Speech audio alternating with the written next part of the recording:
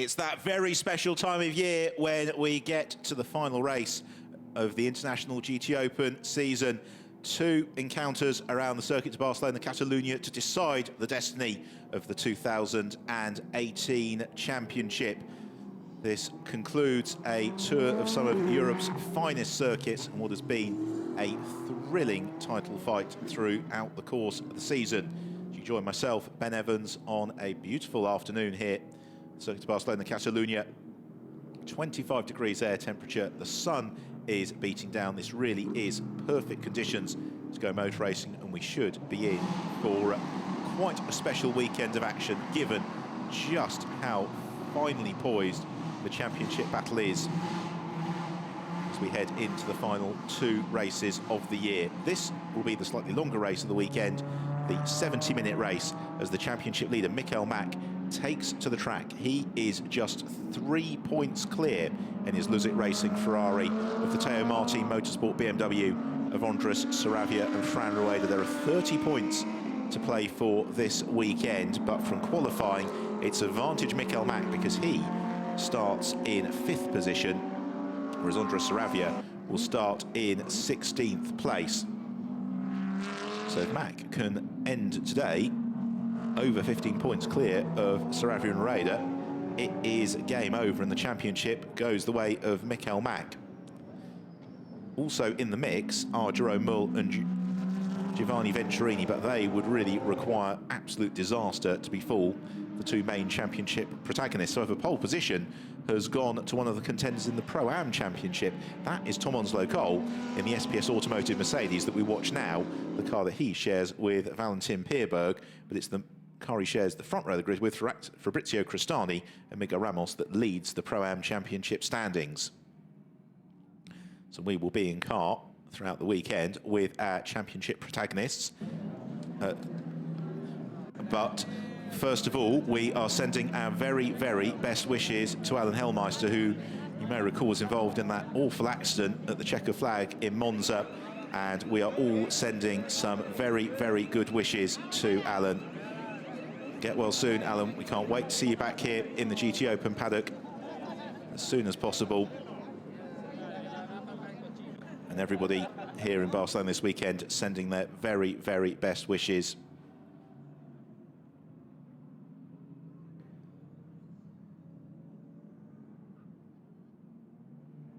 So the grid beginning to form now as Fabrizio Crestani has peeled into position.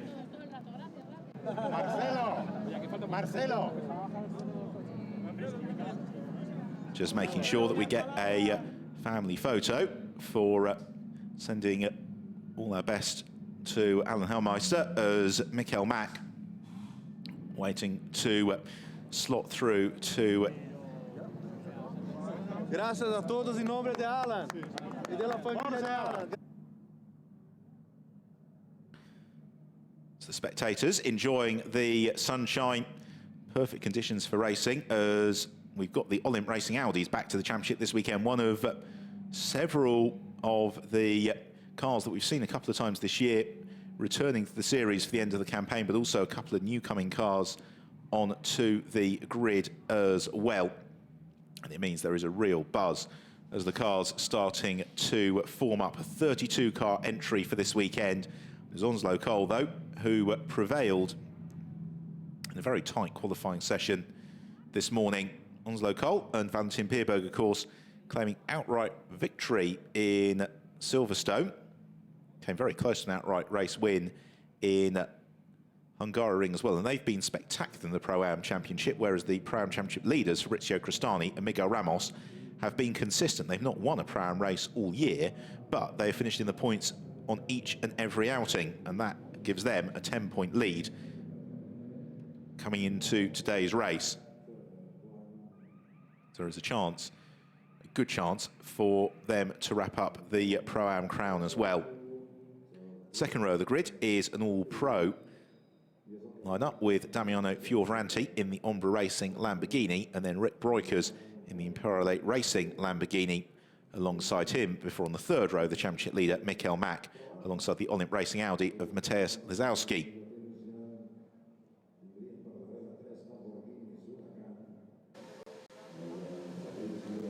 However, it is all calm in the cockpit for Tom Onslow Cole. Just talking to the team, and we'll have a look at how he took that pole position. It's consistently quick through qualifying, which was held in slightly tricky conditions, still a couple of damp patches around the circuit. But Onslow Cole was able to pull out the laps when he needed to. There is a fight for the Pro-Am title, and it's going to be close. Yeah, it's good that they have the totem pole here, so you can cross the line and you can see where you are and where the other cars are. And I was really pleased to be on pole position. But right next to me is our main rival in the 27 Lamborghini. So yes, it's a great job, but we still have a huge fight on our hands now. Well done right now. Thank you very much. So happy Onslow Cole, but as he rightly recognises, he's got a fight on his hands this afternoon. But we've seen on a couple of occasions this year, Onslow Cole, he's been able to put the car on outright race pole position and has always made some meteoric getaways. He and Valentin Pierberg coming to the end of their second season as a driver pairing in the Pro-Am class in the International GT Open. Fabrizio Cristani and Miguel Ramos both know what championship success feels like. Cristani, the 2016 champion, Ramos, the 2015 champion.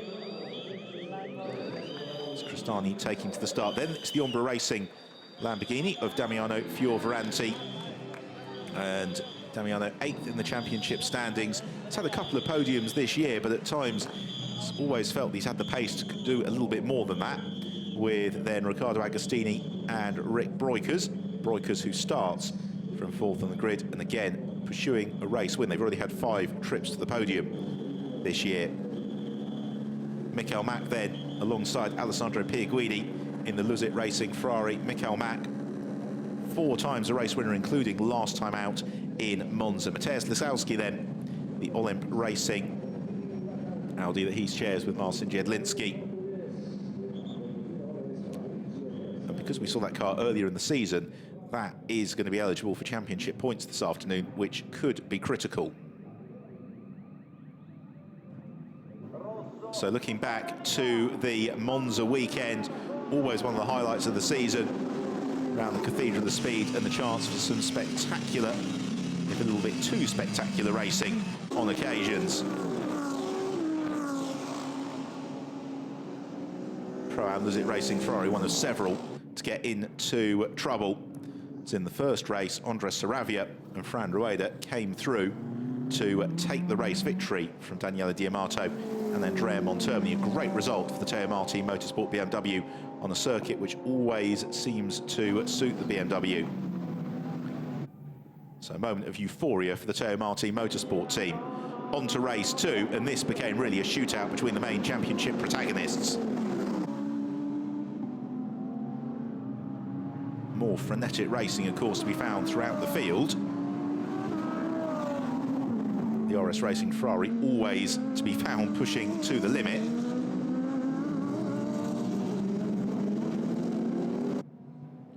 But it was Michael Mack and Alessandro Pierguidi who came through to take the victory, pursued by Andres Saravia and Fran Rueda, setting us up absolutely perfectly for the championship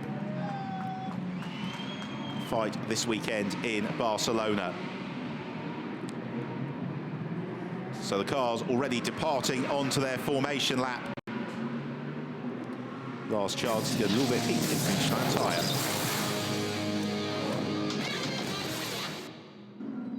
So here we are then, just 2 races to go to decide the destiny of the championship, and here is how they line up in full for the first of them, with Onslow Cole and Fabrizio Cristani on the front row of the grid. Then Damiano Fioravanti and Rick Breukers on row 2. Row 3, the championship leader, Michael Mack and Mateusz Lisowski. Qualifying 7th place, Alain Cadet. Great result for the Drivex Mercedes alongside Richard Gonda returning in the Senkia Motorsport BMW. Bradley Ellis and Jerome Mull completing the top 10. Mull, don't forget, mathematically in the title fight. Phil Keane returning to the championship, qualifying 11th alongside David Perel in the Rinaldi Racing Ferrari. Inti Doncia, one of several newcomers this weekend, alongside Dominic Schwager on row 7. Toby Sowry and then Andres Saravia on row 8. Saravia a lot to do from 16th on the grid. Marco Ciocci and Andrea Montermini on row 9. Montermini unfortunately crashing in qualifying earlier on. Stefano Constantini and Adrian Zaug and All Target Racing row 10. with then Christian Hahn making his debut in the championship, sharing row 11 with Lorenzo Beirao de Viega, Alex West and then Manuel da Costa on row 12. Had Jiatong Liang and Malgorzata Radetz on row 13, with Mario Prosciutta and Marcio Basso on row 14. And then 15th row of the grid, Andre Lewandowski and Charles Finelli. So that is how they line up. Glad to see that Andrea Montermini is there in the RS Racing Ferrari. He brought out the red flag in qualifying after the car pitched into the tyre wall on the way into turn 4, damaged the front left corner of the car. It was a fairly hefty whack. So I'm glad to see that he is back out there and on track as the field make an absolutely magnificent sight. Bunching up around the Barcelona circuit, it really promises to be a very unpredictable and enthralling race. It is, of course, mandatory pit stop race. Between the 28th and 42nd minute of the race, we have got the pit cycle as Alessandro Pierguidi, Katie Rugolo watch on from the Luzit Racing pit box. That will bring the element of strategy to proceedings, but for now, the tension building in the pit boxes because we are about to go racing. The 13th time this year in the International GT Open. It's going to be Tom Onslow Cole who will pace the field as the pace car peels into the pit lane at the last possible moment. So it's the grey and white SPS Automotive Mercedes alongside the black and red Lazarus Lamborghini. So we watch for the lights on the gantry to flash to green, and then we'll go racing, and they pull the pin, and away we go. And Onslow Cole's made a super getaway, as has Fabrizio Crestani, as the field thunder down towards turn 1. No change in the order of the top 5, I'd suggest, as they all fan out looking to try and gain advantage. Michael Mack being squeezed a little bit there by Mateusz Lazowski, one of the Imperiale Lamborghinis, across the road. It's all a bit congested through turn 3, but fortunately not too much in the way of bumping. Didoncio Dominic Schwager close for company in the midfield. In kart with Michael Mack. There's a bit of a bump there with Mateusz Lazowski on the brakes into turn 4, trying to make that move.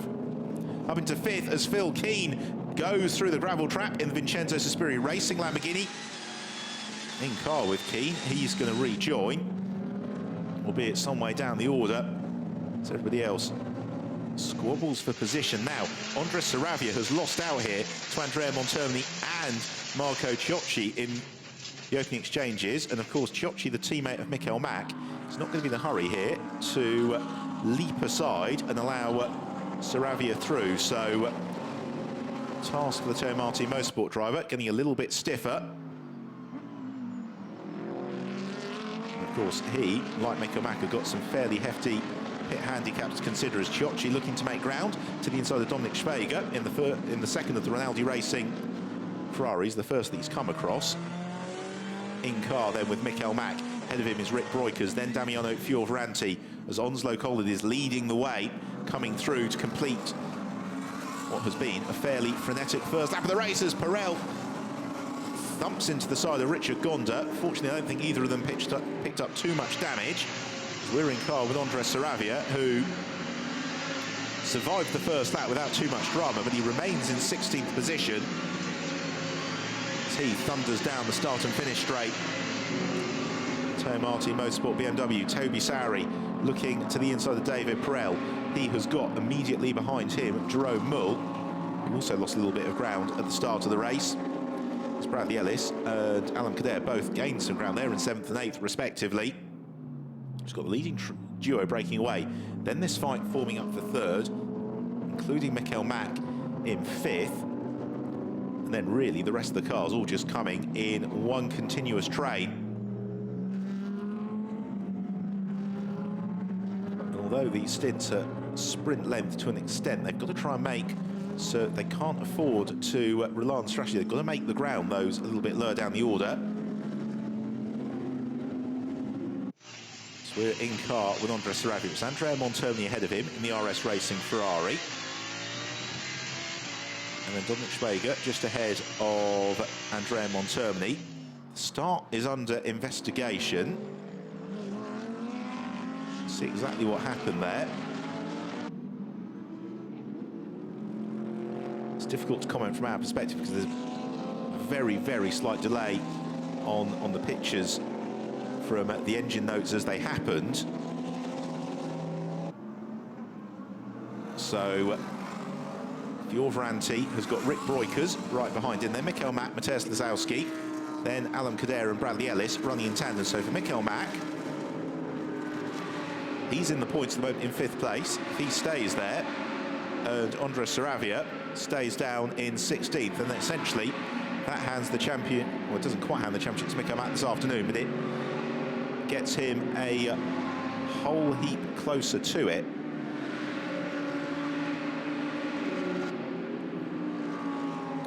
Points go all the way down to 9th position. It'd be 6 points for Michael Mack as it stands, and so that would bring him to 113 points, and it would really force Rader and Saravia to do the to win the race tomorrow, and hope that Michael Mack's not in the points. So got the team manager of car 25, that's Rick Breukers, summoned to race control with immediate effect now. This was all the midfield jostling. Oh, a little bit of contact there between Breukers and Fiorvanti. And then what happened to Phil Keane? It just, from that angle, he just seemed to just suffer some understeer mid-corner, and it pitched the car off the road. So we'll... and this was David Perel. It's giving a little bit of a tap to the side of Richard Gonda. Fortunately, both cars able to withstand that sort of contact without too much drama. So we're into the 3rd lap of the race then. Onslow Cole leading the way from Fabrizio Cristani. Onslow Cole 2.8 seconds up from Cristani, who's a further 2 seconds already clear of Damiano Fiorvanti. Now that is significant just in terms of the extent to which Onslow Cole may be able to stretch the field in the early stages. And then Michael Mack is 6 seconds off the lead of the race, and he is a further 6 seconds clear of Andres Saravia, with Jerome Mull in the middle of them. But for Mull and Venturini, as I say, they're mathematically in with a shout, but in reality they need to be claiming victory this afternoon, hoping that Mack and the Teo Martin Motorsport BMW fall by the wayside. So through turn 3, and Mateusz Lazowski, the All-In Racing Audi, is just starting to think about lining up a move here on Michael Mack and closing up onto his tail. Mack at the moment not really putting too much pressure onto Rick Breukers. Breukers likewise not with Damiano Fiorvanti.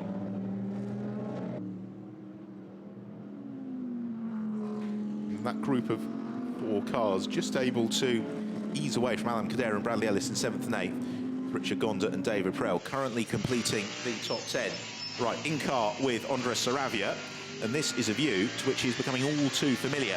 And there's a challenge going on up ahead. It's Toby Sowry looking inside David Perel through turn 9, and that's an incredible move from Sowry. It's pulled off, they come out 3 wide. Brilliant, down towards turn 10. And oh, so much squeezing. And Jerome Mull is also part of that, as is Marco Ciocci.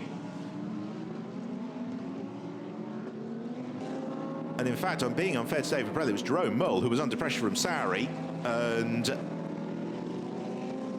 fact that Ciocci was able to get involved as well. Plus, we've got Dominic Schwager too, and this is exactly what Andres Saravia doesn't really want going on. A little bit of contact there between Montermini and Ciocci. 2 very, very hard racers, and neither of them rushing to give each other too much ground. And Marco Ciocci gesticulating at Andrea Montermini, and that is allowing Andres Saravia to close up onto his tail as they head down towards turn 1. And Saravia's going to go for a move here. Is he to the inside of Montermini? Just thinks better of it as Ciocci takes evasive action across the escape route. And then we've got Antti Donche just in behind as well. That's the bright yellow Mercedes. And Adrian Zaug as well, the very experienced and rapid South African, star at one time, of course, of the A1 GP Championship. And this, would you believe, is the battle for 11th through to 18th. Absolutely brilliant racing. Christian Hahn and Stefano Constantini also looking to join in the scrap as well. the course, as all this fighting goes on, it's slowing them down and allowing the gap to the race leaders to open up just a little bit.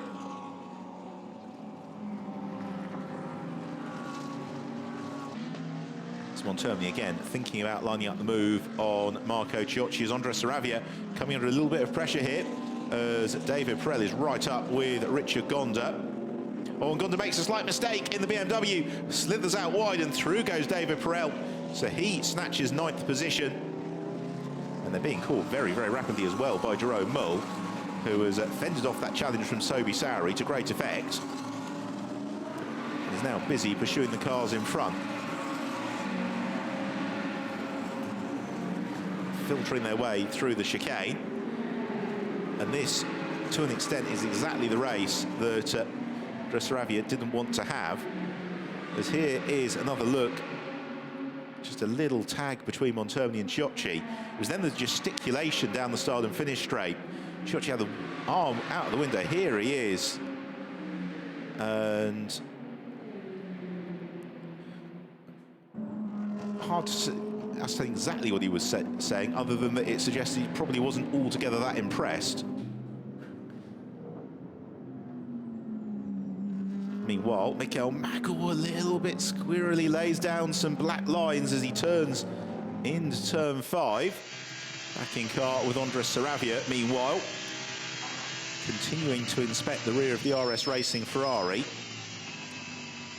At the moment, the Teo Marti Motorsport BMW not quite able to get onto terms, but you just wonder, particularly as they've got a fairly hefty pit handicap today, if that is not a total disaster for the team, as long as they are able to take the title fight to Michael Mack tomorrow. So they know that Mack as well will fall down through the field during the pit stops, because he has also got handicaps. So there could well be a level of gamesmanship underway here, with people using their tyre allocation for the weekend in qualifying today or not, saving it back for tomorrow, saving it back for the second half of today's race, trying to get through the first half of today's race without losing ground. All of these, in fact, and a little, well, not a little tag, a fairly hefty tag there for Richard Gonda from Jerome Mull. And Mull runs out a little bit wide on the entry towards the final turn. Toby Sowry can't quite take advantage. But fortunately, in many respects, for Jerome Mull, he didn't take advantage there of Richard Gonda either, which reduces the risk of any penalty coming his way. Dominic Schwager pursues Toby Sowry. Another look to the inside at the chicane. You have to feel for Mull to an extent. He was committed to a line he realised wasn't going to quite work out. Was desperately willing the car to slow down. Fortunately through without any damage. So here's Fabrizio Cristani, and Cristani is already 6 seconds adrift of the race leader Tom Onslow Cole. So Onslow Cole absolutely flying at the front of the field. Here he is once more. And he, well-supported driver, Tom Onslow Cole. And in terms of the fact that he's got quite a sizable fan base back in the United Kingdom cheering him on. And this is the sort of performance that he's rewarding them with. Absolutely superb stuff at the front of the field. There's a warning flag for Andrea Monthermini, car 11. It's come with our screen for driving behaviours, which is a new one on me. I think it just means calm it down a little bit. As Onslow Cole, 6.3 seconds clear. Now, in terms of the Drivers' Championship, there is what is happening if things stay as they are. So it'd be 9 points between Saravia, Rueda and Michael Mack going into tomorrow. In terms of the Pro-Am Championship, well, Onslow Cole will be taking a few points out, well, 2 points out of Ramos and Cristani if things stay as they are. Damiano Fiorvanti then still in 3rd place. Rick Broikers behind him in pursuit. And we're already almost 13 minutes into the race. Just a reminder, of course, that the pit window opens when there are 42 minutes left on the clock. So about 15 minutes until we get into the pit stops. And that is when, again, things can start to get turned on their head a little bit. Rick Breukers then in fourth. Not really able to do too much about Fioravanti at the moment. 3 Lamborghinis flying in formation, but at the same time, Rick Breukers hasn't had to defend from Mikkel Mack either. Mack in fifth has got about a 1.3-second deficit to Breukers, and we go in with the Danish driver now. Just see through the front of the cockpit where Rick Breukers is. What you couldn't see from that angle is that Mateusz Lizowski is right behind Mikkel Mack, as he really has been throughout much of the race. They all take a very wide line through turn 9.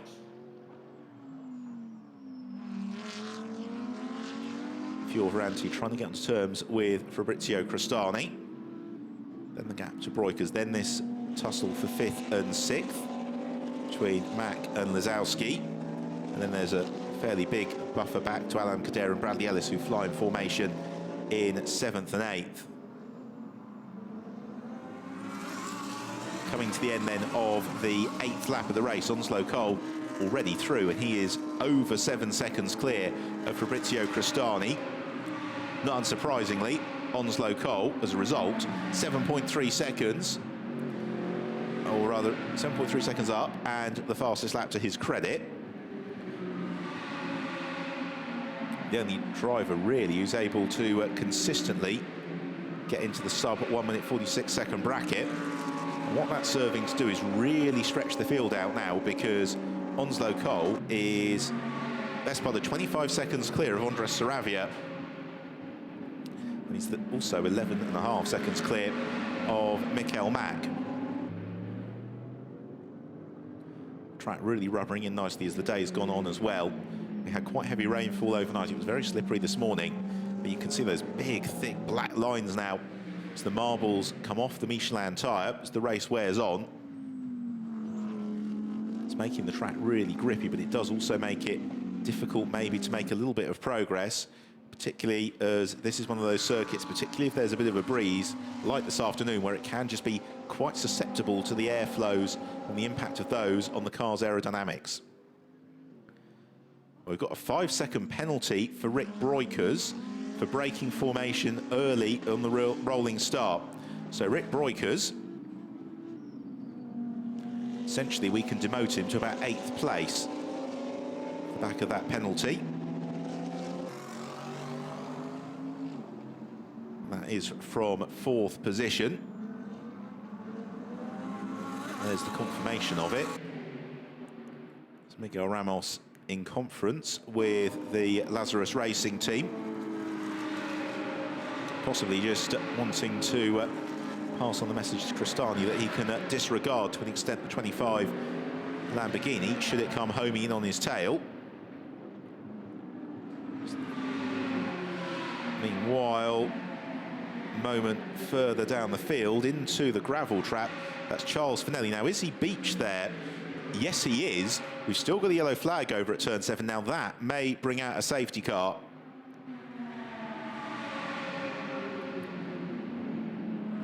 So Charles Finelli, and the safety car is on standby, I can tell you, and this really would turn things on its head again. We're 10 minutes away from the pit window opening, and if the safety car were to come out, all those gaps that have opened up during the race thus far would close up, and it really would hurt some of those Pro-Am combinations that had the pro driver in for the first half of the race. There you see Charles Finelli, and the safety car has indeed been deployed. So the race, as we are 18 minutes into it, is going to be neutralised. The field are going to be bunched up. The timing screen tells us the safety car is out. Just looking for a marshal's post to confirm. And yet there you see it. Onslow Cole approaches turn 13. He sees the wave yellow flag, and that means the safety car is out. It's the Portiero Motorsport Mercedes of Charles Finelli and Philip Deans. And it's Finelli who has pirouetted into the gravel trap. Again, it's not an incident that's damaged the car particularly, but he's just in a very awkward position. And Onslow Cole had built up the best part of a 10-second lead. And that, unfortunately for him, is going to be frittered away through no fault of his own. shouldn't be that long a safety car intervention either, because we've seen in a couple of the other races today where a car's been beached in the gravel trap. It's only been a lap or so to get it recovered. It might be a couple of laps behind the safety car, though, just because the field are so well stretched already. Top 20 cars covered by about 40-odd seconds. As Onslow Cole files into position behind the safety car then.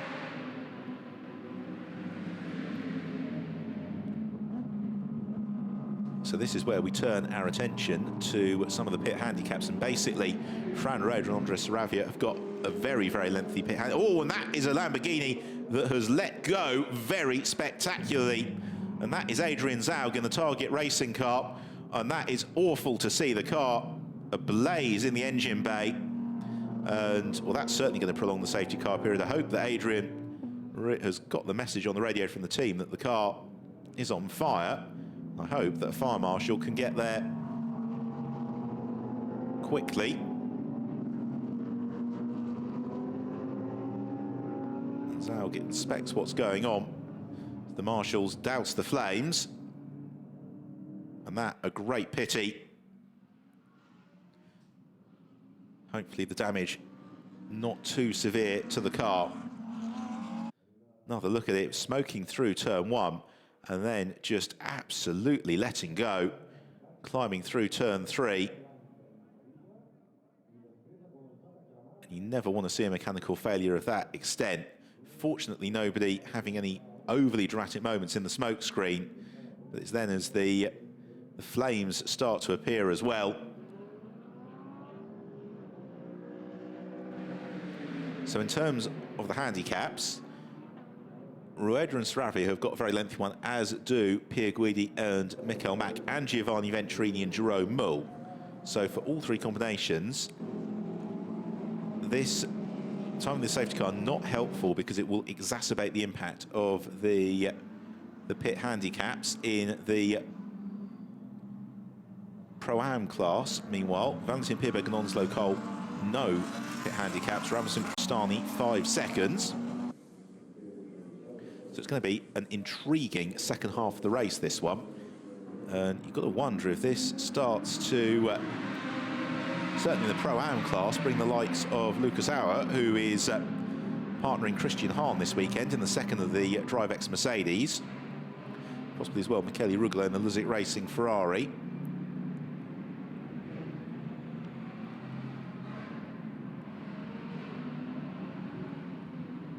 It's very, very hard to pick a winner at this stage, although Damiano Fioravanti and Andrea Rizzoli in the Ombra Racing Lamborghini might find themselves a good opportunity. We're currently watching Alam Kader in 7th place overall.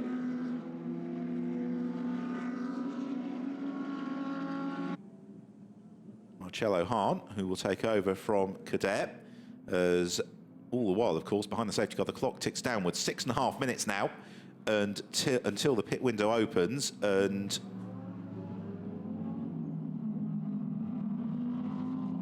we'll see in a moment whether or not Charles Finelli has been successfully extricated from the gravel trap. Adrian Zaug's car will need towing to a place of safety as well, all of which suggests that the safety car coming at the end of this lap may be a little bit unlikely.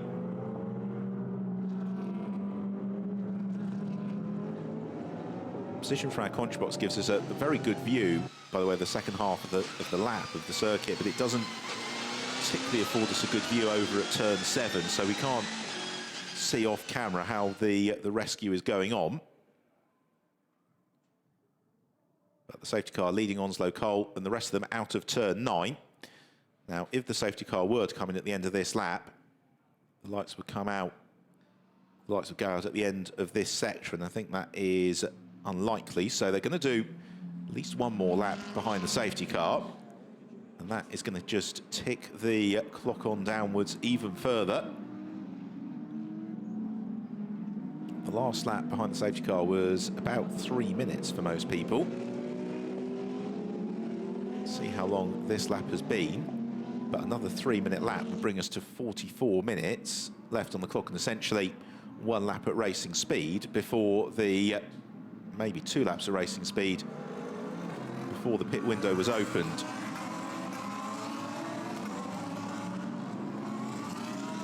So still behind the safety car, Charles Finelli has been recovered. It's now just the retrieval of Onslow Cole, which is, Adrian Zaug, which needs to be finished. And that last lap behind the safety car was a 2 minutes 38. So 44 minutes pretty much exactly left on the race clock is where I think we're going to be when we get going again, provided there are no complications to the Zaug recovery. In terms of the order then, it's Tom Onslow Cole in the SPS Automotive Mercedes who leads the way from Fabrizio Crestani in the Daiko Lazarus Lamborghini Huracan in second place, Damiano Fioravanti in the Umbra Racing Lamborghini in third, Rick Breukers, the Imperiale Racing Lamborghini fourth on the road, but carrying a 5-second penalty. Now there is Alessandro Pierguidi readying himself to take over from Michael Mack, who is currently fifth in the Luzit Racing Ferrari. Sixth is the Olymp Racing Audi of Mateusz Lizowski. Seventh is Alan Kader in the Drivex Mercedes. Eighth is Bradley Ellis in the Optima Motorsport Audi. Ninth, David Perel in an Audi Racing Ferrari. And then Jerome Mull, 10th in the Imperiale Racing Lamborghini. The AM class is currently headed by Stefano Constantini. That, meanwhile, bottom of your screen, is the live championship situation. So if things stay as they are, then the championship fight goes into tomorrow.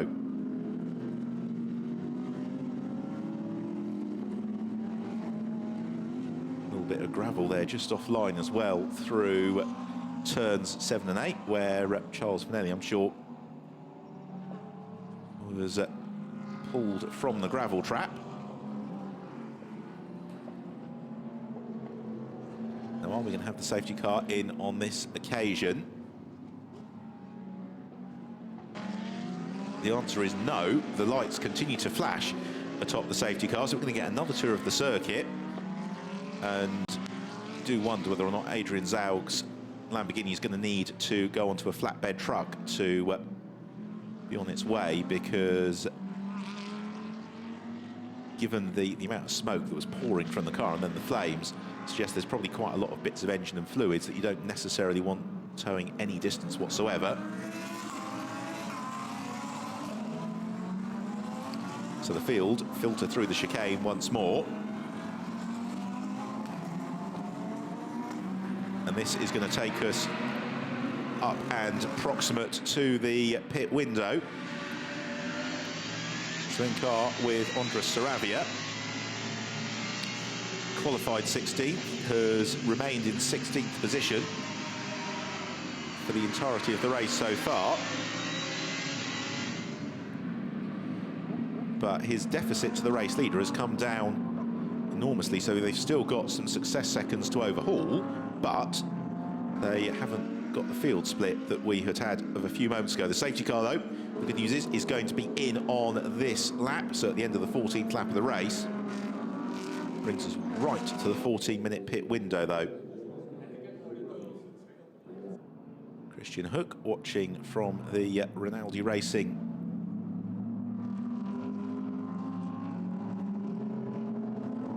garage as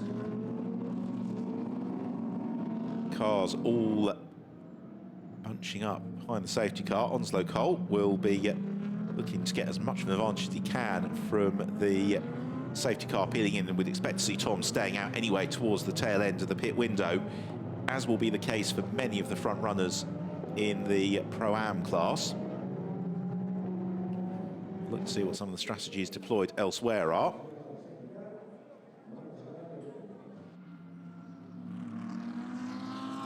Cruz Alvarez, I think I was waiting to jump into the number 3 BMW.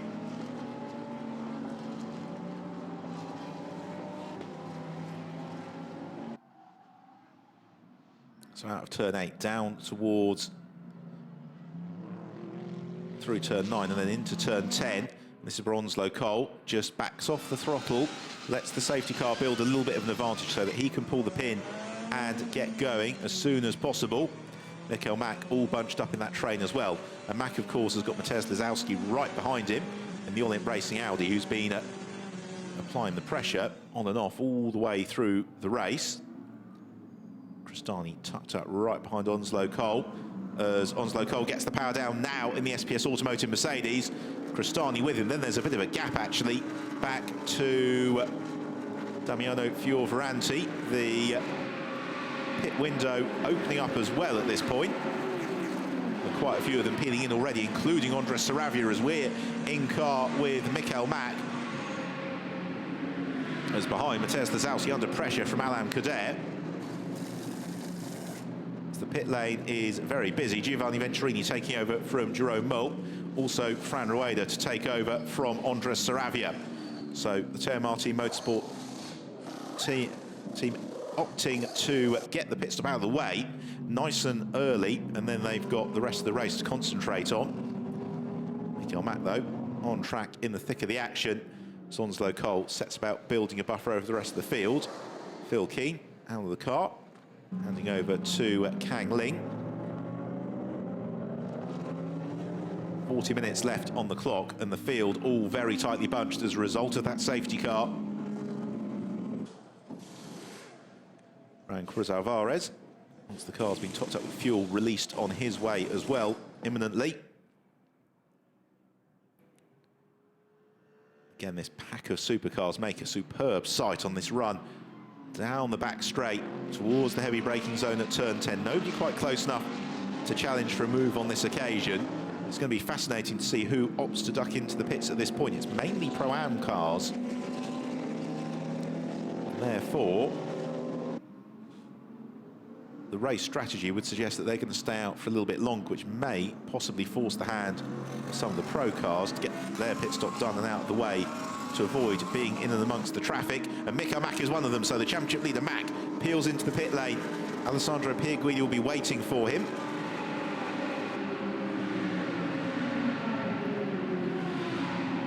Also in is Fabrizio Cristani, turned over to Miguel Ramos. Andrea Montermini comes in to pass over to Daniele Diamato. Chia Tong Liang as well to Raffaele Gianmaria. So a few strategic pit stops being made this phase of the race. As Onslow Cole, he's up behind one of the Teo Martin Motorsport BMWs. We'll see which one it is. It is indeed Fran Rueda. So Rueda is not going to leap aside here to allow Onslow Cole through, because he has got a job ahead of him for the rest of the afternoon to basically try and finish as close to Michael Mack as possible. Meanwhile, Damiano Fioravanti elevated up into second place. Rick Broikers in third, but still carrying a 5-second penalty. Then Lazowski, Kader, Ellis, Perel, all the pros in Pro-Am entries. Now the pit window closes in 10 minutes time when there's 38 minutes left on the clock. So that gives them the opportunity for 5 or 6 more laps. They will just hope to build up as much of a buffer as they possibly can. It's Richard Gonda, Senki Motorsport BMW in 8th place, under a little bit of threat now from Toby Sowry. As everybody filters through the chicane. Doncha also progressing onwards as Onslow Cole closing up to Fran Rueda. Rueda holding firm. Now the timing screen, which we can only see the top 24, suggests that Alessandro Pierguidi has emerged from the pits quite some way ahead of Fran Rueda, as we rather would have expected. There's also into the pit lane now is Andrei Lewandowski, Guido Borlenghi to take over. A good result for this pairing this afternoon should give them the AM Championship title today.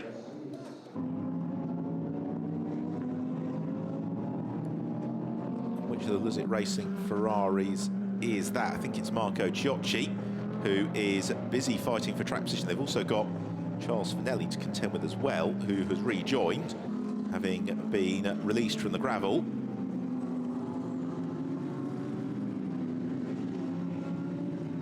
It's another another slight distraction to contend with. Plus you've got Marcio Basso in the Teo Martin Motorsport BMW. And this is the challenge. The field all getting very jumbled now with pit stops and the like.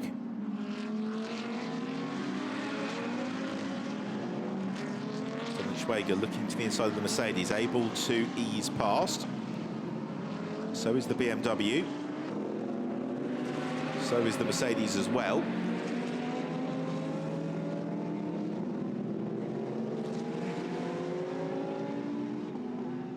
They filter on downhill. Now, those that have pitted, interestingly, Alessandro Pierguidi in Luzit Racing Ferrari is tucked up right behind Juan Cruz Alvarez. In the Teo Martin Motorsport BMW is into the pit lane, comes Damiano Fioravanti. So Andrea Rizzoli to take over from him at the wheel of the Ombra Racing Ferrari. Or Ombra Racing Lamborghini, my apologies. It was Ferraris when they were last in the championship, the Lamborghini for this year. As the team get to work. Also in his Marco Ciocci's hand over to Matt Griffin. Very slick pit stop from the Luzit Racing team.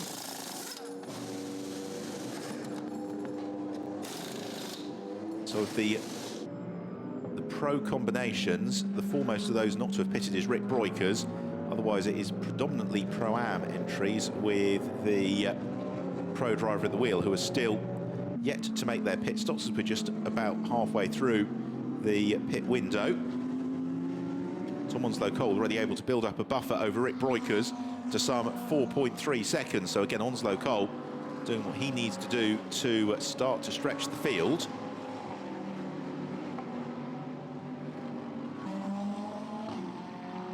Now this is Juan Cruz Alvarez. Now where is he relative to Alessandro Pierguidi? Pierguidi's found a way through, and also it appear past Kang Ling as well. So Alessandro Pierguidi going strongly. Here is Thomas Jaeger in the Lechner Racing Mercedes, and the prolonged safety car just before the pit window, giving he and Mario Plasciuta the chance to leap up the Pro-Am order. The same for Lucas Oyer, who you can see there in the second of the DriveX Mercedes, as Tom Onslow-Cole peeling into the pit lane as well to pass over to Valentin Pierberg, pretty much exactly half race distance. And Onslow-Cole possibly, given he was running behind Fran Rueda, realising he wasn't going to be setting the sort of lap times that he wanted to, had to give Valentin Pierberg the chance to emerge into some clear air. And with no pit handicaps here for Valentin Pierberg, the expectation is that he would emerge in the lead. Riccardo Agostini and Rick Breukers also switching over. So Agostini takes over from Breukers. So Mateusz Lazowski now inherits lead of the race. There he is in the All-In Racing Audi. Alan Kader up to second. Bradley Ellis in third. David Perel in fourth.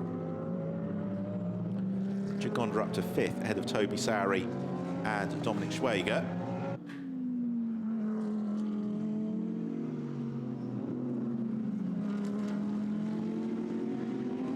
Powering uphill, the torque of these big GT3 cars, propelling them up the fairly steep incline as Valentin Pierberg emerging from the pit lane. He's got Riccardo Agostini just behind him, and there in the background is Andrea Rizzoli. So Valentin Pierberg has got an opportunity to claim a second outright race victory of the season. He had a good opportunity to do so in the Hungaroring, but got caught in traffic at just the wrong moment that allowed Daniel Serra to get through to take the win. In Silverstone, he and Onslow-Cole absolutely dominated the second race. And now, this is not a dissimilar scenario for Pierberg as it was at the Hungaroring. If he can defend in all the right places, it's going to be very difficult for those around him to find a way past. Rizzoli certainly on a mission, pursuing Riccardo Agostini. So the Imperiale Racing now beginning ahead of the Ombra Racing entry. Also all change for David Perel and Rinat Salikov in the Rinaldi Racing pit box. So this is the battle of the cars for essentially the front of the race that have already made their pit stops. We've still got another 8 or so cars yet to make their pit stops. here comes then Miguel Ramos. So Ramos, when this all shakes out, may well still be second in the Pro-Am class, and therefore that will help he and Fabrizio Crestani no end on their march towards the Pro-Am Championship.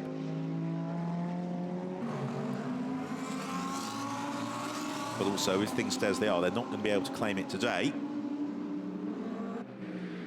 So out of final corner, across the line, this is to end the 19th lap of the race for this group of cars, as Riccardo Agostini, don't forget, has got a 5-second penalty hanging over his head, or that car's head, for Rick Broiker's braking formation at the start. So all is not quite as it seems, and even if Agostini were to pass Valentin Pierberg, he'd still have to make sure that he got over 5 seconds clear of the SPS Automotive Mercedes. Fran Rueda currently in 24th place. That will leap up a little bit once some of the pit stops completed, whereas Alessandro Pierguidi is currently in 17th. It's the last few pit stops just being undertaken now. Nobody really taking too many risks with running out of time for the pit stops, as Rizzoli looking to close up on to Riccardo Agostini. We could be in for a fascinating conclusion to this race, as at the moment the indications are that Valentin Pierberg is setting a really good pace in the SPS Mercedes. Toby Sowery is ready to hand over to Giuseppe Cipriani. Sowery out, Cipriani in. That was a superb drive from Toby Sowery. Great job, the wheel of the Lamborghini, mixing it well up. Contention for the top 10, as the last few cars, just 4 cars yet to make their pit stops. Alain Cadet, Bradley Ellis, Dominic Schwager and Indy Doncia. Otherwise, they've all been in. It's Valentin Pierberg who has got the advantage. This a good lap from Pierberg. Find out how good momentarily. It was a 1 minute 47.1 for Pierberg versus a, no, it wasn't, 1 minute 46.1 for, no, 47.1 for Pierberg, 1 minute 46.1 for Riccardo Agostini. So he reeled in Pierberg a little bit. It's also all changed. Manuel da Costa and Miguel Sardinia in the Sporter New Mercedes. Just looking to get the fuel into the car, and now the gap, by the way, behind Rizzoli, third place, is fairly substantial. 8.5 seconds back to Rinat Salikov. Miguel Ramos just behind, and then Daniele Di Amato just behind that. It's Marcello Hahn will take over now from Alain Cadet in the DriveX Mercedes. Also Bradley Ellis to hand over to Ollie Wilkinson. And Christian Hook to take over in the Rinaldi Racing Ferrari. The same for Russell Ward in the Winwood Racing HTP Motorsport Mercedes. So the last few cars making their pit stops, that's then going to give us the real race order, essentially, at the end of this lap. And here is the effective battle for the lead, as Valentin Pierberg has got a very lengthy 28.5 minutes ahead of him now to try and keep Riccardo Agostini and Rea Rizzoli behind him. But if he can just get the exits from the key corners right, including this one, then there might not be an awful lot that the Lamborghinis can do. They can get close and threaten, but the Mercedes always punches its way down the straight very effectively. The Lamborghini in the slipstream behind, as Marcello Hahn rolls down the pit lane to rejoin the fray, and no way through on that occasion for Riccardo Agostini.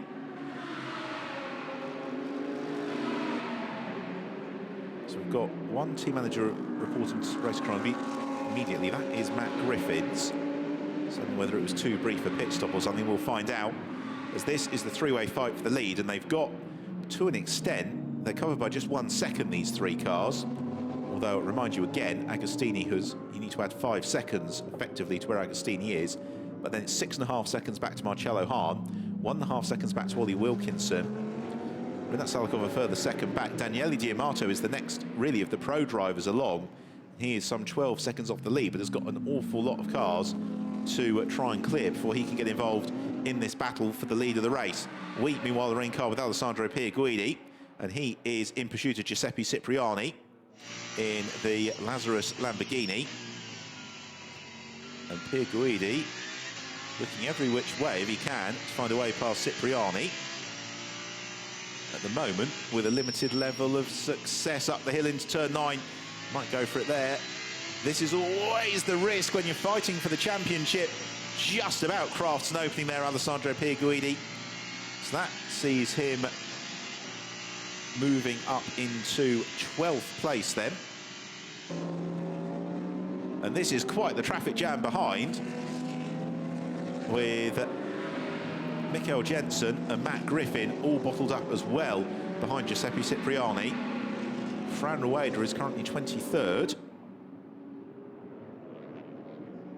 And still, Valentin Pierberg leads the way. 26 minutes to go, so it's going to be the best part of 14 or 15 laps here for Valentin Pierberg to hold on. We saw at the Hungaroring he did a brilliant job of absorbing the pressure of those around him, but he slithered a little bit wide through turn 3. Oh, he slithered far too wide, and that is going to give the opening to Riccardo Agostini, who slips through and takes the lead of the race on the road, and has now got 25 minutes to try and build a 5-second buffer over Valentin Pierberg. And Rizzoli now is going to be in all manner of hurry-up mode to try and sneak past the Mercedes as quickly as possible, because if he can stay within 5 seconds of Riccardo Agostini, then that would potentially give the Umbra Racing team their first win of the season. And Rizzoli looking very sprightly to get through, and he does so into turn 9. So Rizzoli up into 2nd place. Valentin Pierberg slips to 3rd. He still leads the Pro-Am class, though, from Marcello Hahn. So we are catching one of the all-embracing Stanislav Jedlinski. It's about to go down the lap. Here's another look then at the moment for Pierberg. He was just slightly offline going into turn 3, and that was all the invitation that Riccardo Agostini needed to slip past.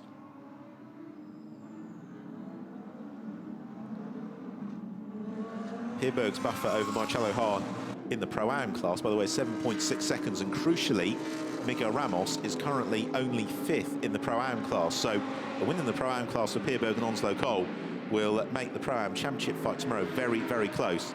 At the moment, though, neither of the front-running combinations in the overall championship are in points-paying positions. And Alessandro Pierguidi, he needs to gain a couple more places to slip into the points, and I think that he should be able to do that between now and the checkered flag. So here is Marcello Hahn in 4th. He's got Ollie Wilkins behind him. Then we've got this great scrap. Rinat Salikov, Daniele Diamato, Miguel Ramos and the rest of them. And it's Diamato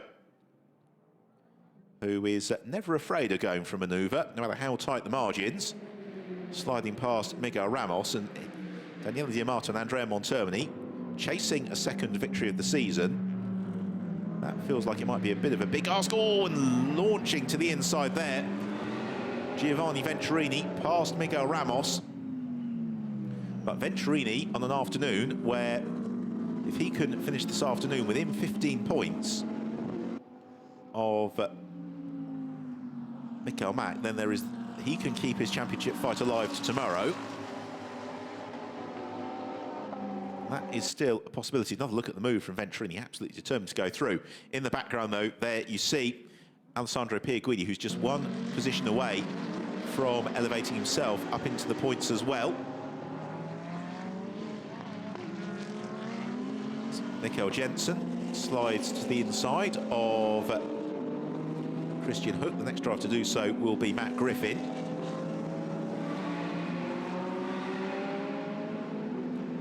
Riccardo Agostini 1.3 seconds up the road from Andrea Rizzoli. We're in car with Fran Rueda, who has got Raffaele Gianmaria and Russell Rord right ahead of him. And I just wonder if the Teo Martin Motorsport team are playing a long game today, and they've done the maths, recognise it's unlikely that Pierguidi and Mikael Mack are going to finish up the day over 15 points clear of them, and therefore as low as possible, it means everything is on the cards tomorrow. So, 22 minutes to go. Oh, and that's a bit of a squeeze there. Miguel Ramos on Ollie Wilkinson. So Ramos gains the place. And that puts Ramos up to 4th in the Pro-Am class. So the important manoeuvre to pull off. And this is the battle that Alessandro Pierguidi is about to approach. Pierguidi currently in 10th, not in a point-scoring position. But if he's able to make progress, he will potentially be able to get quite a lot of places quite quickly here. There's Renat Salikov applying a little bit of pressure now to Marcello Hahn. This is for 2nd in the Pro-Am class. Oh, very, very tight on the brakes. Daniele Diamato arrives on the scene, trying to elbow aside the Rinaldi Racing Ferrari. Salikov, though, is a little bit too worldly wise to fall for that sort of trick, and Diamato goes around. Daniele Diamato spins away his chances of a podium. Rejoins, just pushing a little bit too hard as he burns up the rubber. Meanwhile, Salikov on Hahn, again, trying to slide through, and it's going to work this time, coming out of the chicane, and Renat Salikov gains the position, goes up to 2nd in the Pro-Am class. Valentin Pierberg is 9 seconds up the road ahead of him. In car with Fran Rueda, they're all queuing up behind Giuseppe Cipriani at the moment, in 17th place. And this is a really tricky one for Fran Rueda, because you never know what's going to happen ahead of you in terms of retirements at moments like this. As we have another look at Daniele Diamato, just pushing a little bit too hard. At the same time, you don't want to risk the car, the sort of dicing that we've been enjoying this afternoon.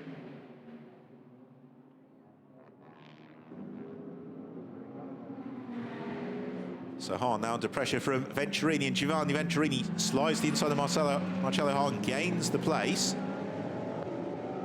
And all the while, in the background, here comes Alessandro Pierguidi. Now Pierguidi is up into 8th position as a result of the spin from Daniele Diamato. And so that is going to give Mikel Mack a couple of championship points as things stand. But there's a big difference, though, for Pierguidi between 8th place and possibly getting himself up to 4th or 5th when all is said and done. And Pierguidi takes advantage now to the inside of Miguel Ramos. So 1 position gained for Alessandro Pierguidi. He moves to 7th. Marcello Hahn is the next target in 6th. And that would give 5 points to Mikel Mack. It would put him on to 112 points, playing 104 for Rueda and Saravia, which would be an 8-point advantage.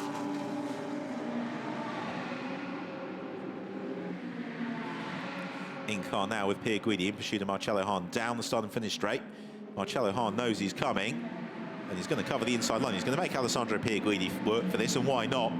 But the very experienced Italian just eases around the outside. Gains another place, goes 6th. His next target is Giovanni Venturini. Meanwhile, Fran Rueda to the inside of Juan Cruz Alvarez. So that puts Rueda up into 18th place. He's going to get a couple more places, I'd imagine, Rueda. It's unlikely, though, he's going to end up in the points. Meanwhile, Christian Hook goes a place down. The driver explains with Lucas Auer at the wheel. Thomas Jaeger ahead as well, applying the pressure to Daniele Diamato. So still some very, very quick pro drivers. Moving on through the field. Here's the battle between Jaeger and Diamato, and the way that Daniele Diamato returned to the circuit suggests he possibly cooked the Michelin tires a little bit. So the effective race leader on adjusted time is Andrea Rizzoli from Riccardo Agostini, then Valentin Pierberg. Pierberg, can tell you, is building his buffer over Renat Salikov. It's 10.6 seconds, so the leading trio have got a degree of splendid isolation. It's the battle behind them which is absolutely thrilling. So Riccardo Agostini, he leads on the road. He has got a 5-second penalty, and on adjusted time that gives Rizzoli the lead by 3 seconds. Pierberg is sufficiently adrift, though, in third. That is between the two Lamborghinis.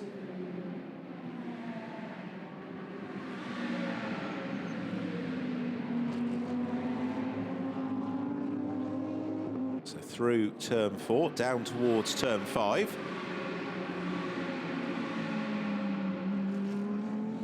Agostini trying to open up as much of a buffer as he can over Andrea Rizzoli for obvious reasons. Meanwhile, the battle that is possibly coming together is the one headed by Renat Salikov, as Thomas Jaeger flashes headlights at Daniele Diamato. Diamato tucked up behind Marcin Jedlinski. Then they got Matt Griffin just ahead of them as well. And this is always the beauty when you've got so many cars out on track. You've only had one retirement as well. That was Adrian Zags. There's 29 cars circulating at the moment. Therefore, not an awful lot of space. And that's why we're getting all these battles beginning to bunch up around the circuit.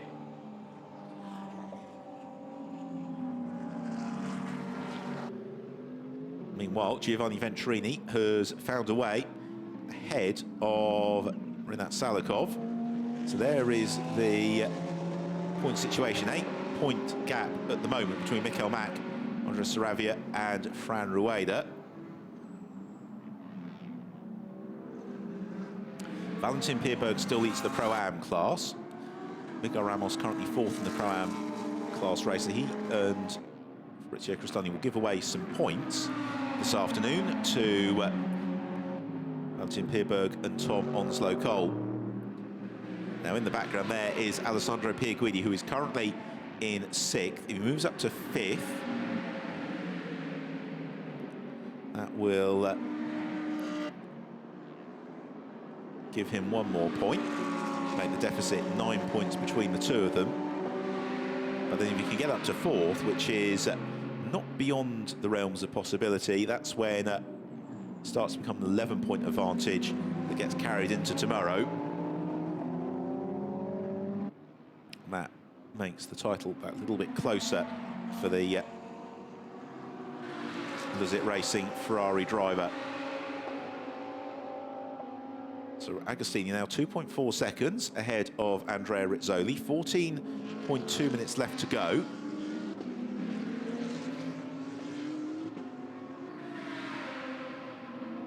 And to an extent, for Riccardo Agostini, he needs to do almost every single lap like it's a qualifying lap and just try and break away from the Ombra Racing Ferrari. Damiano Fioravanti watches from the pit wall. So the Lamborghinis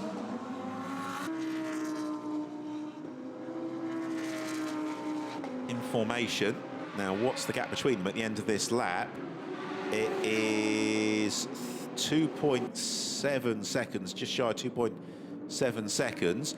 But Rizzoli gave away 0.3 of a second to Riccardo Agostini. So if Agostini can continue to build his lead like that, then he might just be able to drive around the 5-second penalty, which would be quite a formidable performance. Here's Valentin Pierberg then, Pro-Am class leader, 3rd place overall. He is currently 8 seconds ahead of Giovanni Venturini, but Venturini is closing at a rate of about 1.5 seconds a lap at the moment, so that may well close down. Now here is Alessandro Pierguidi challenging for one more position. This will elevate him up to 5th. It would give Michael Mack, with whom he shares the car, a 9-point advantage in the championship going into tomorrow's race.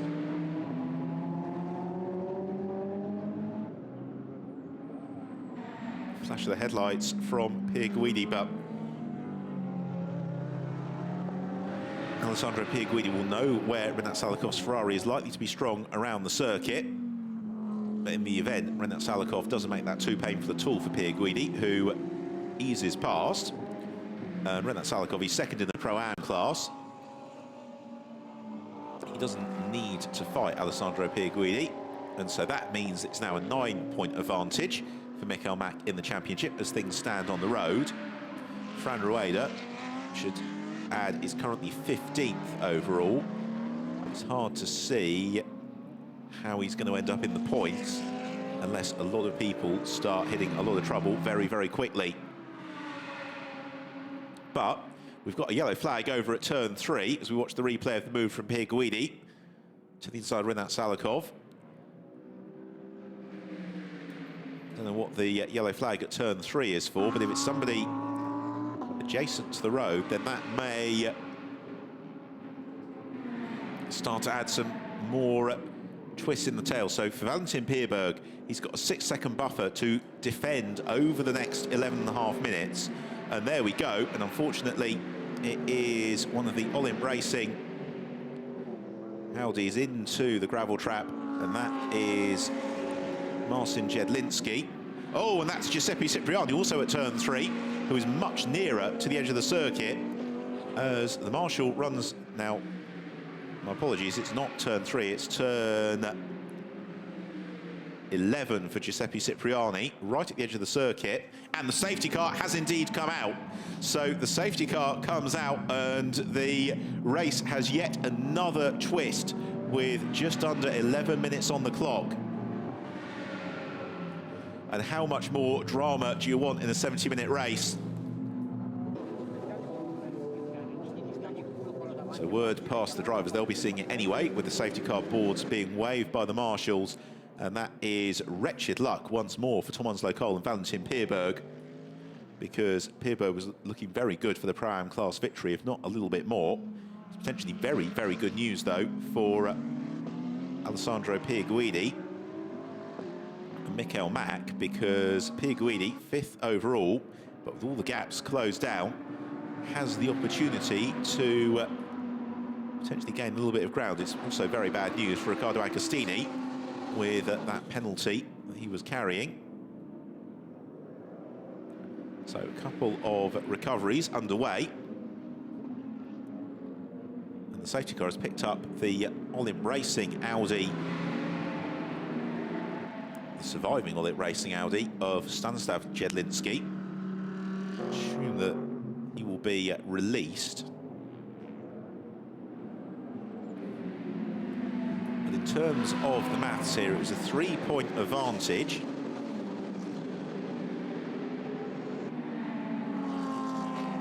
So still, really, it's a victory that's required for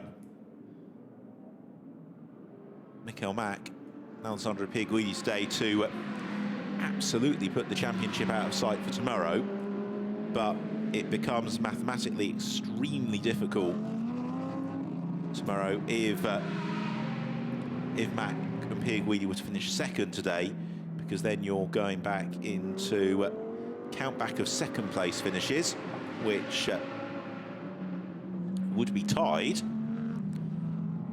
So in the event that it was to be a second place finish today for Mack and Pierguidi, then Rader and Stravi would have to win tomorrow, with Mack and Pierguidi out of the points. And then if you count back, they'd have had 1 second place each, and then it would be the 2 third places to Saravia and Rueda that will give them the nod. So it is a very, very unlikely set of circumstances that would deprive Michael Mack of the championship in that circumstance.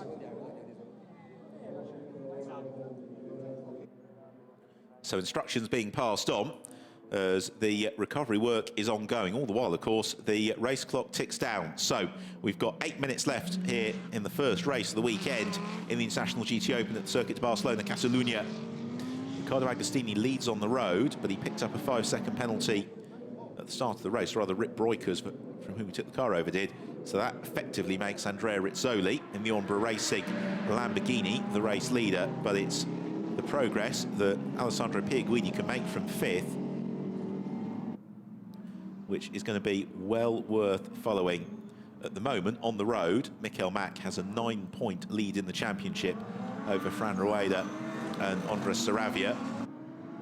And they are currently in 15th place and some way out of the points. So another lap to be completed behind the safety car. So that's going to be the best part of 2.5 minutes, which means the best case scenario is going to be 4 3/4 minutes left on the clock, which will be time for 3, maybe 4 laps when we do get back underway.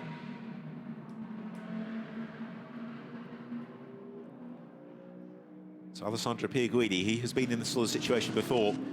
He's won his class in the World Endurance Championship before. He knows all about this kind of dynamic, this kind of point of high tension in the season. Kang Ling is currently 16th in the Vincenzo Sospiri Racing. Lamborghini pursuing Fran Rueda. Came into the day just 3 points adrift of Michael Mack in the championship. But the Teo Marti Motorsport BMW, it's never today looked like it was going to be challenging for the upper points paying places. Giovanni Venturini and Jerome Mull, they will be eliminated from the championship fight pretty much whatever happens at the checkered flag, provided Pierguidi finishes the race and finishes the race in the points.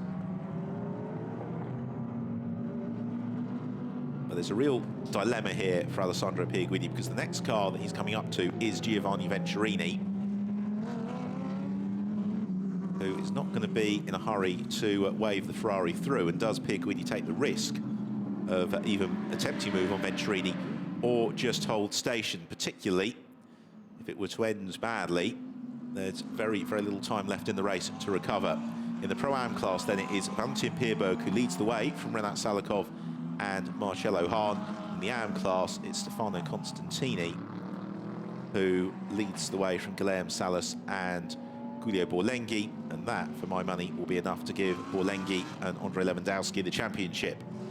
So there is summary of the live points situation. And the safety car, the lights continue to flash on it, so we're going to have at least one more lap behind the safety car. There are only 5 minutes left on the clock now, so it is going to be a 2-lap sprint at the very, very best when we do get green once more.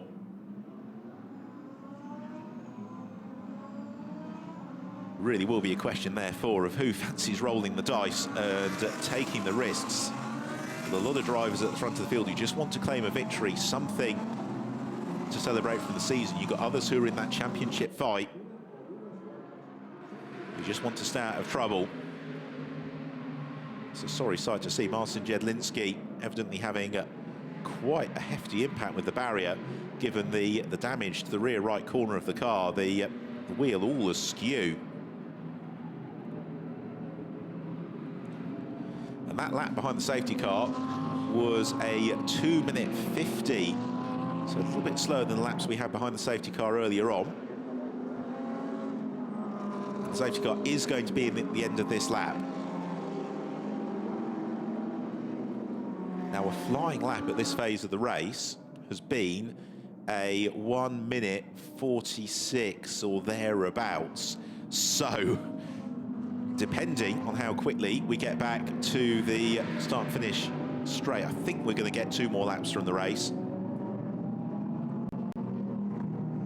Shouldn't be a 1-lap sprint. It's the front of the field all queuing up behind the safety car. Behind, it's a little bit more bunched, I'd imagine, to Fran Rueda's eternal frustration down there in 15th position. So we've got perfectly poised championship fight with Alessandro Pierguidi in a position to take several more points for Michael Mack if he fancies taking a risk through the final couple of laps of the race. Fran Rueda might just be able to take advantage of the field being bunched to gain several positions. It would be somewhat miraculous for Rueda if he could do it, but that's why he's a professional racing driver for moments like this, as Riccardo Agostini backs the field up, waiting for the perfect moment to pull the pin and get underway. As the field filter down, they may even, I think it is going to be just 2 more laps, as through they go. And now Riccardo Agostini goes for it with Andrea Rizzoli right in his wheel tracks, Valentin Pierberg as well. Let's have a look as they come through. And Pierberg under no immediate pressure from Giovanni Venturini. Oh, and a big problem there, and that's Lucas Oyer in the DriveX Mercedes, and the bonnet has flown up And he uses his experience to get right to the side of the road. As Pierberg under pressure and Venturini goes through. And now Valentin Pierberg has got Alessandro Pierguidi snapping at his heels, with just in the background as well Mikkel Jensen in the Senkia Motorsport BMW, possibly trying to make life difficult for the Ferrari as well, as Pierguidi flashes his headlights. Pierberg wants that place though, he shuts the door. And now here comes Mikkel Jensen in car with Alessandro Pierguidi down towards turn 5. Chance to challenge is there. Pierguidi doesn't know whether to go for it or not. Pierberg half shuts the door, half doesn't. Gets the power down in the Mercedes as they accelerate through turn 6 towards 7 and 8. Turn 9 is an opening for Pierguidi. It's a big risk if he goes for it though. He might prefer just to get on the brakes for turn 10. As Pierberg turns through. Pierguidi nails the apex, runs a little bit wide as they head on downhill. And Pierguidi is busy defending, I'd imagine, from the position of the car, from Mikkel Jensen. Now, where is the Senkia Motorsport BMW? Obviously, we can't see it from this angle. We don't have a view of the mirror either. That really would put another twist on things. The external view. There is the BMW right behind Alessandro Pierguidi as they're about to head into the last lap of the race. It has been a really topsy-turvy race, this one. So Riccardo Agostini leads on the road. Adjusted time, though. And it should be Andrea Rizzoli who will claim victory. Or will it be Giovanni Venturini, who's right up behind Rizzoli as well? Let's see how much fraternal love there is amongst the world of Lamborghini, because a win here for Venturini doesn't quite keep in the championship fight, but it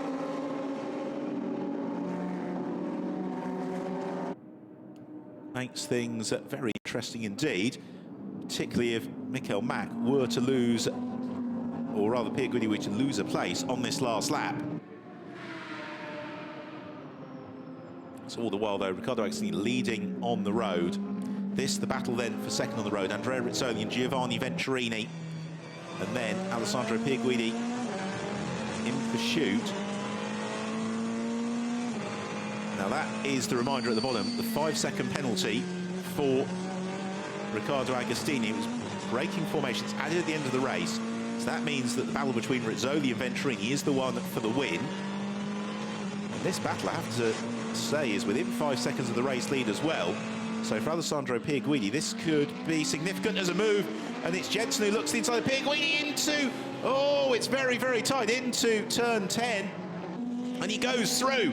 And Jensen takes the place away from Alessandro Pierguidi. The next car along, though, is Matt Griffin, who is not going to thrust his way past.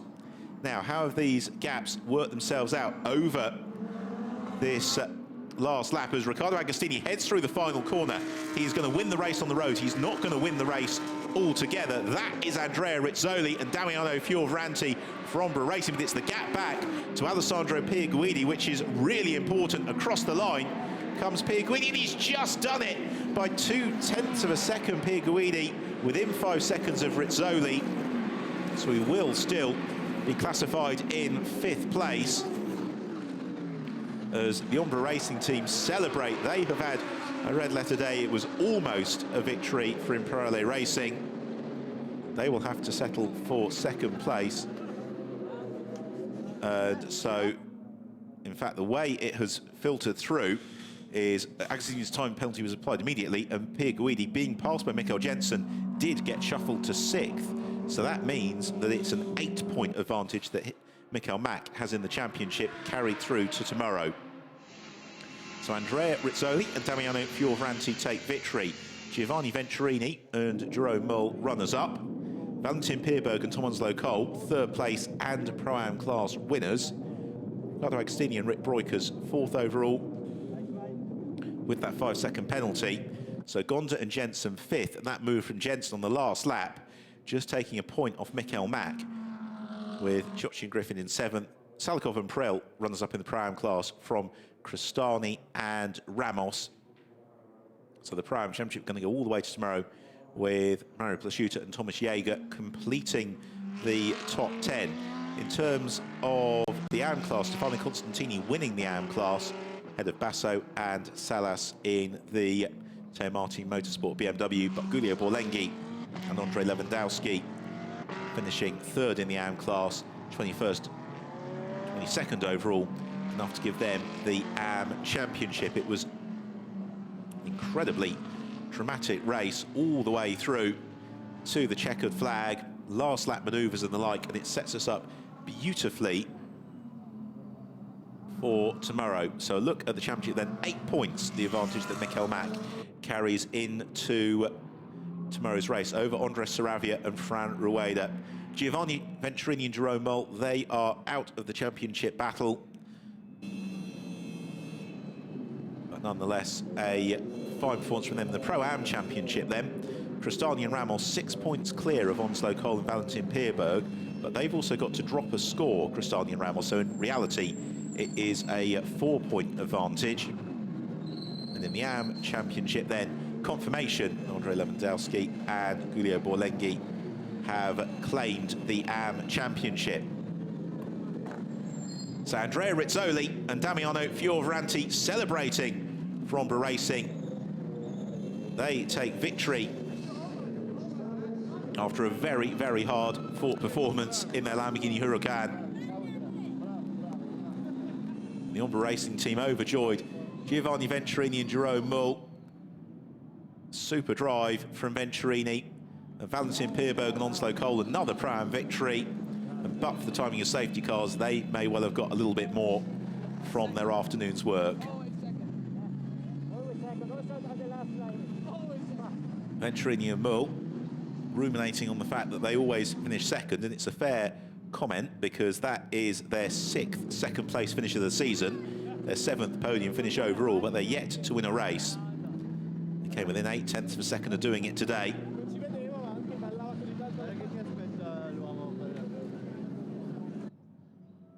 So lots of very happy drivers down in Parc Fermé.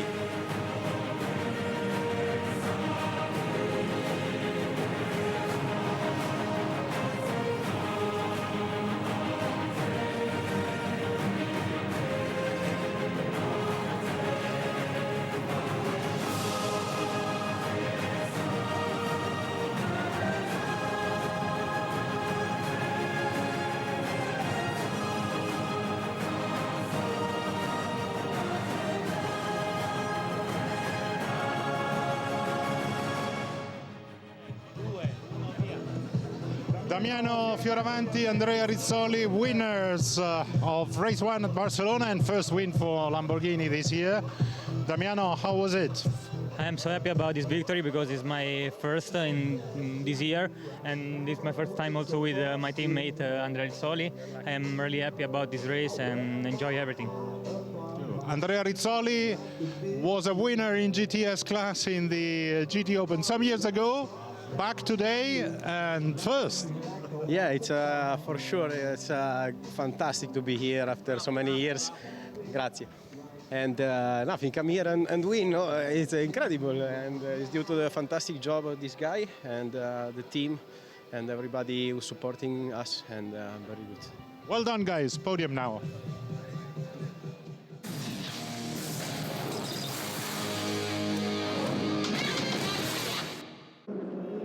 As the lights changed, it was Tom Onslow Cole who swept into an early lead as the field charged down towards turn 1 with Fabrizio Crestani and then Damiano Fioravanti following through. Behind there was plenty of jostling, but fortunately nobody striking trouble. Mikel Mack set about defending his ground in the early stages. Also making good progress was Marco Ciocci, busy fighting with Jerome Mull. Fran Rueda and Andres Saravia, it was to be a frustrating afternoon, always in the thick of the action, but unable to quite make the progress that they'd want to. Ciocci and Monterni getting a little bit too close for comfort at times, as fortunately others getting a little bit too close for comfort with the gravel track. Charles Finelli bringing out the safety car. That whittled away Onslow Cole's advantage, and then post-pit stops Valentin Pierberg did a fine job of fending off Riccardo Agostini and Andrea Rizzoli, but eventually he had to concede to the pressure and allow the two Lamborghinis through. But whilst it was Agostini who led on the road, a 5-second penalty incurred at the start of the race meant that effectively it was Rizzoli on aggregate time who had the advantage. Behind there was some frenetic action as the field were bunched with just a 2-lap sprint to the line after a late safety car. And a crucial move from Mikel Jensen and Alessandro Pierguidi, meaning that as Andrea Rizzoli and Damiano Fioravanti celebrate victory, it's Mikel Mack who carries an 8-point lead in the championship into the final race of the season. Jubilation time for the Ombra Racing team, victorious in Barcelona.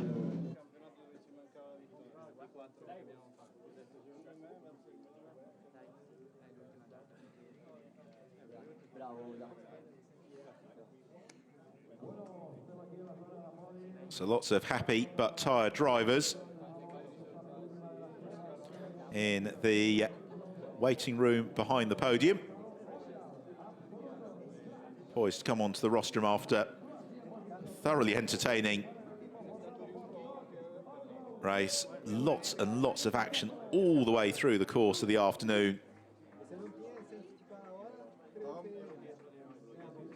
That will give us championship fight going all the way through to the final race of the season.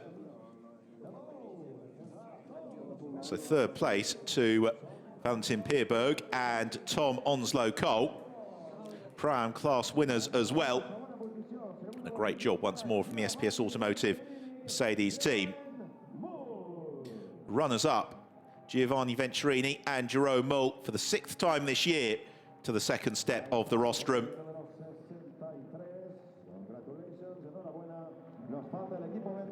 And race winners, Andrea Rizzoli and Damiano Fioravanti.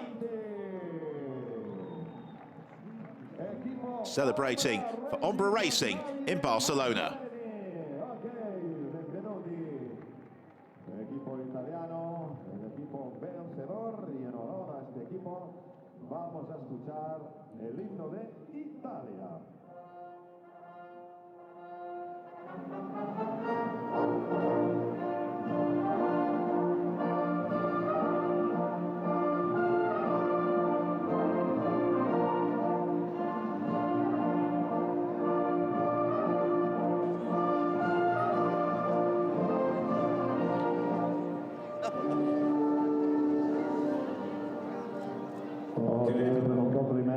The Italian national anthem saluting our winners in the 13th race of the season. Fioravanti, Rizzoli, the Ombra Racing team have been there or thereabouts all the way through the course of the season. They can celebrate the spoils of victory. First of all, the third place trophies to Tom Onslow Cole and Valentin Pierberg.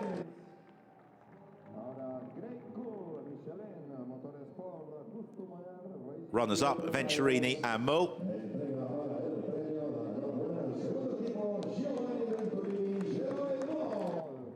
And our race winners then, Rizzoli and Fioravanti. Converting an excellent qualifying session into a very deft race strategy and a great end result.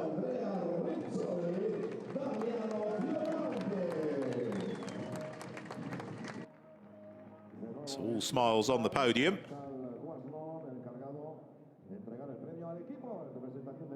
The team trophies presented, the drivers about to pose for the photos and then make merry with the bubbly. We are back, of course, tomorrow just after 2 o'clock Central European time for the title decider here in Barcelona. We'll see you then.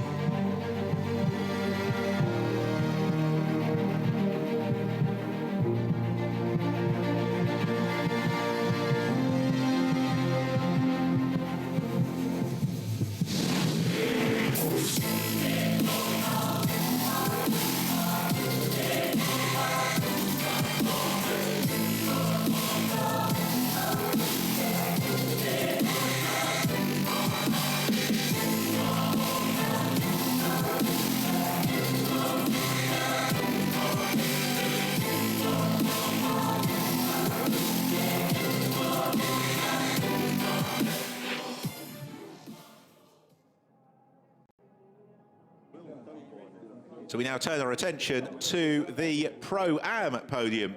And again, the Pro-Am Championship fight is going to go all the way to the wire tomorrow, with third in the Pro-Am class, Miguel Ramos and Fabrizio Cristani.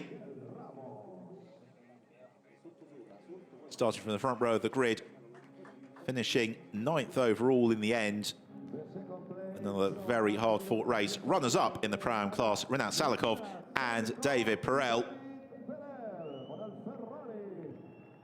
The Rinaldi Racing Ferrari. And then Pro-Am honours going to the SPS Automotive duo, Valentin Pierberg and Tom Onslow-Cole. Another Pro-Am triumph for them this year, and that being their 6th Pro-Am victory.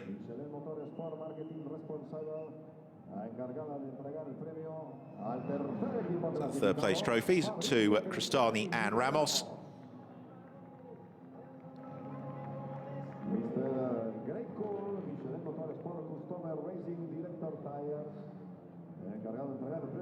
Salakov and Perel, the Rinaldi Racing Ferrari there or thereabouts all afternoon.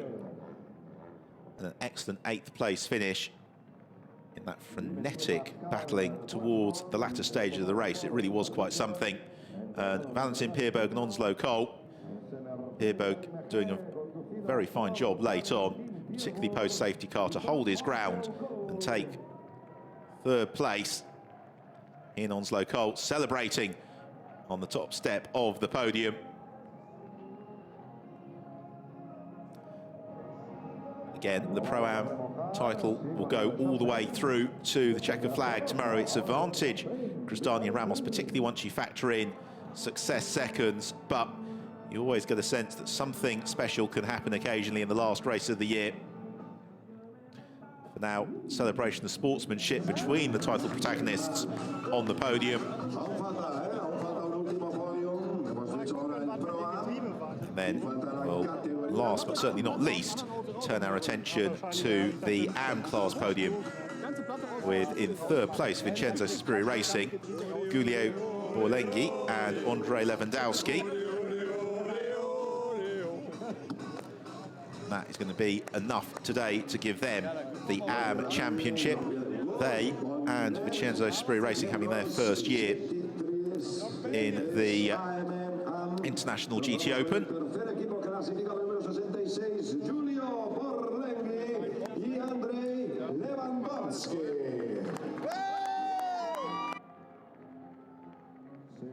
So Lewandowski and Borlenghi onto the third step of the podium. Huge grins. Runners up in the AM class today, Guilherme Salas and Marcio Basso for Teo Martin Motorsport. And the Stefano Constantini having to go solo for today's race, and to great effect for Target Racing, claiming AM class honours.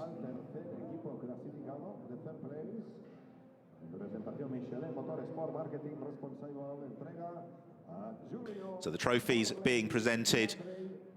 So we come to the end of what's been another excellent afternoon of racing in the International GT Open. We will be back just after 2 o'clock tomorrow, where the championship will be decided.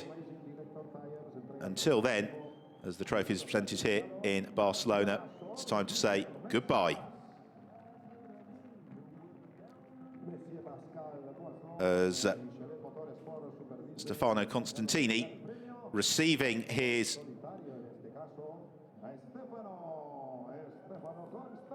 gets his first place trophy from Pascal Quesnel, the Trief of Michelin Racing. As the AM podium celebrates in Barcelona, we will let the drivers celebrate with a bubbly and turn our attention to the title decider tomorrow. Until then, it's goodbye from the circuit to Barcelona, Catalunya.